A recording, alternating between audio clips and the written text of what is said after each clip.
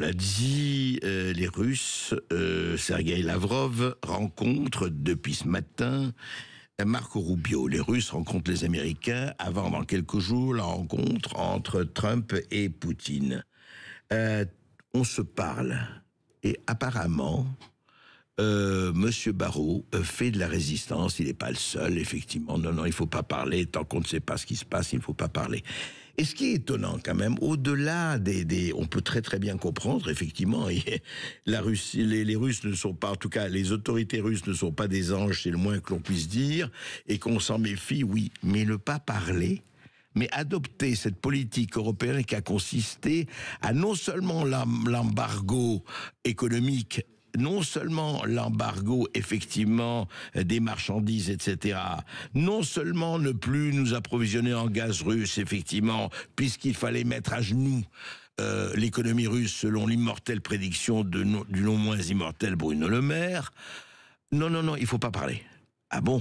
Il faut pas parler. C'est-à-dire que donc ce sont nos ennemis, c'est-à-dire qu'il faut faire la guerre, alors. Non, il faut pas faire la guerre, mais il faut pas leur parler. Quand on arrive à ce stade, quand même, il y a un problème, et c'est un problème pour moi extrêmement préoccupant pour l'Europe en général et la France en particulier. Quand un ministre des Affaires étrangères, c'est son rôle, ne s'occupe pas, et je voudrais parler de cela, est-ce qu'il ne devrait pas plutôt s'occuper de rétorquer à l'Algérie, qui nous renvoie systématiquement et avec un mépris total les OQTF ou les rappeurs, qu'ils ne laissent même pas arriver sur le territoire algérien, ils sont immédiatement renvoyés. Quand Air Algérie, les avions d'Air Algérie refusent de prendre qui que ce soit en OQTF ou expulsé par le gouvernement français, parce que justement il n'y a pas de mandat consulaire. Mais dites-moi, c'est quoi cette histoire ? C'est-à-dire qu'au lieu de s'occuper, lui, ministre des Affaires étrangères, de savoir comment répondre à l'Algérie, et je rappelle à l'intention de Sud Radio et des auditeurs des résistants sur Sud Radio, que Trump a réglé le problème en 1 heure avec les Colombiens, avec les criminels colombiens et autres, avec les violents, les incivilités. En 1 heure, les Colombiens ne voulaient pas reprendre leurs terroristes ou leurs délinquants. Eh bien, en 1 heure, il a dit, vous faites ça, on double les tarifs, plus question qu'un Colombien se rende aux États-Unis, etc., etc. Eh bien, 1 heure après, le président colombien a envoyé ses avions présidentiels pour récupérer ces délinquants et les ramener dans leur pays.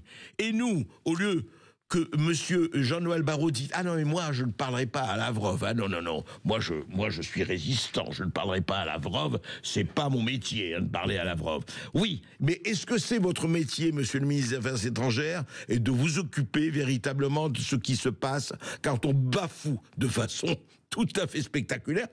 Mais voilà. Et je me mets à la place de Tebboune. Ben, il a raison, Tebboune. Puisque la France ne dit rien, continuons comme ça. Il n'y a pas à tergiverser, voilà.